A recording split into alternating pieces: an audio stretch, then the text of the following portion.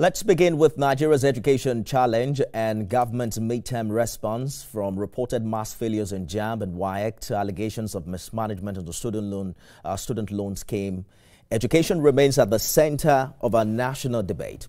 But the federal government says solutions are underway. At the helm of this charge is Minister of Education, Dr. Tunji Alausa, a medical doctor turned policy reformer, now tasked with resuscitating Nigeria's education system. Dr. Alausa, welcome to Beyond the Headlines. Thank you. All right, let's for having me. Good evening. Let's take the tough questions out of the way. You came under heavy criticism recently for suggesting that the mass failure in JAMB was evidence of successful anti-exam malpractice measures. JAMB registrar, Professor Loyede, later admitted a technical error which contradicted your earlier claim. How is your ministry navigating this development? No, there's no contradiction here. The percentage of people, students that got above 200 over the 400 total marks remained the same. After the technical glitch, the reconducted exams in about 300 students, the percentage remained the same. Now, let's face it, this is the fact that we have to admit. And as I've always said, I don't mind laundering our dirty linen in public because that's how we can challenge ourselves and fix the system. I wish things were not like this by the time we came in. You look at NECO and WAEC, those exams are readily available before the students go into the exam centers. And the danger of cheating in exam is that it disincentivizes even the good student. A student that is learning, working hard, studying hard to pass an exam, he realizes that his other colleagues have seen the question. How do you think he will feel? There's a he or she will have a high temptation to join them. And this is what we're seeing. A lot of students have this question. They're cheating their way through WAEC and NECO. And by the time they go do JAMB, that's a computer-based exam, that is now almost 100% foolproof. They're seeing the question, they're now doing exam the way exams should be done. That's why they're failing. I'm not saying improving quality of education at a secondary school, it's not a component of this problem. But the larger cause of this problem is that students are cheating. And when they go to do JAM, they fail. And let me tell you something. During this glitch, there was a mother that called me and said, I trust my kids. They went to good school. They couldn't have failed this JAM. I got the registrar on the call. We did a conference call about 10 p.m. That was just a day before the registrar started doing his diagnostic of the results, and they found this problem. Guess what? Those same students went back to do the exam.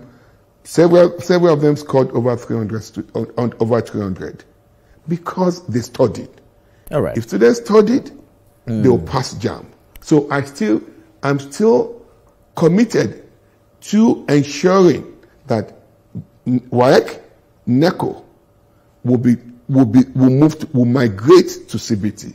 That is how we can stop this menace. I hear you, Dr. Alausa, and I understand your concern about cheating. But in this case, there are quite a number of situations of students who said, you know what, we prepared hard for this exam and we're surprised that we eventually failed.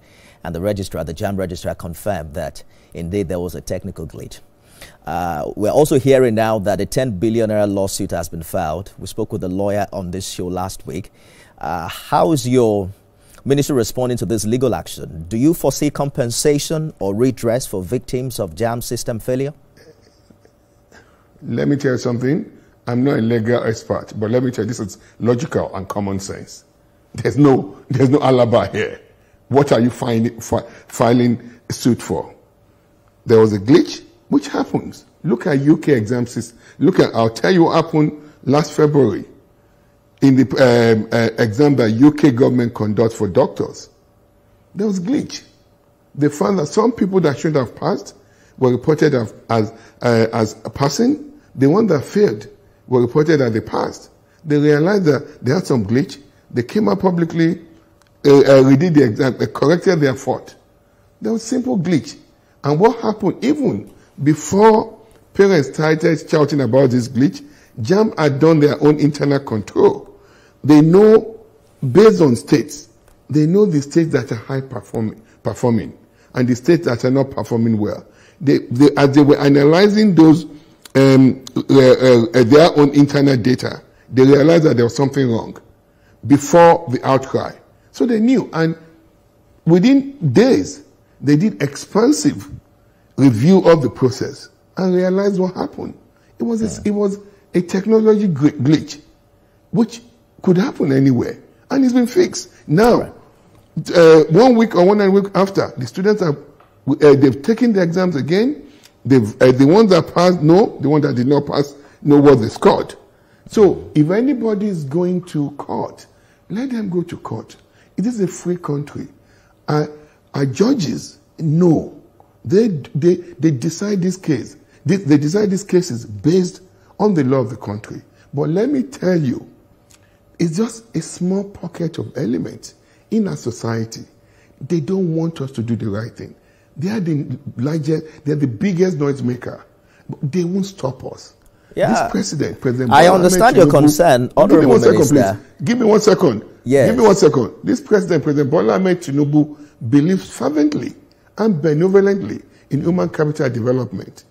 Education is the center of it all. Healthcare and social protection.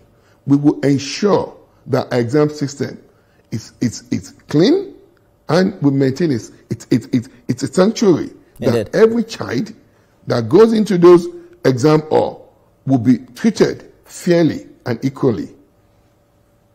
I hear you, but my concern really is that there are also a genuine portion of the Nigerian population who have the best interest of this country at heart.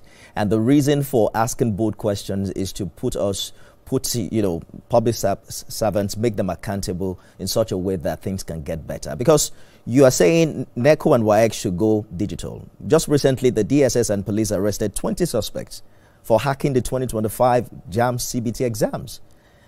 These are coordinated cyber attacks revealing the state of digital security in our education sector. Are you concerned? And what are you doing to protect the integrity of these exams? Because people have to believe in that integrity to be able to subscribe to it. Thank you. There are layers, there's layers of cyber security that we have to deploy. Hacking is a big business now everywhere in the world. Go to other countries like the UK, like United States of America. It's a big business. They hack into their system. Last year, America lost almost $80 billion into the financial transaction from hacking. And it's happening everywhere. But what do? We need to up our game in protecting our digital infrastructure. And that's what JAMB has done. We have several protective layers. And people will try to hack, but we're finding them and we're preventing them from hacking. And I will let me repeat clearly to Nigerians, and please listen, please, let's look into the future. We can't, because that we have presumed problem that will happen. We should not migrate to the modern times, the way things are being done. Pencil and paper as a way of doing exams it's a past thing. Those are things that should pass decades. We now have to move to the modern way of doing exams, and that's computer-based testing. All right. We're working to deploying every layer of cybersecurity to protect the integrity of these CBT exams. And that's what is happening. That's what has happened. I want us to be able to move on to other matters quickly.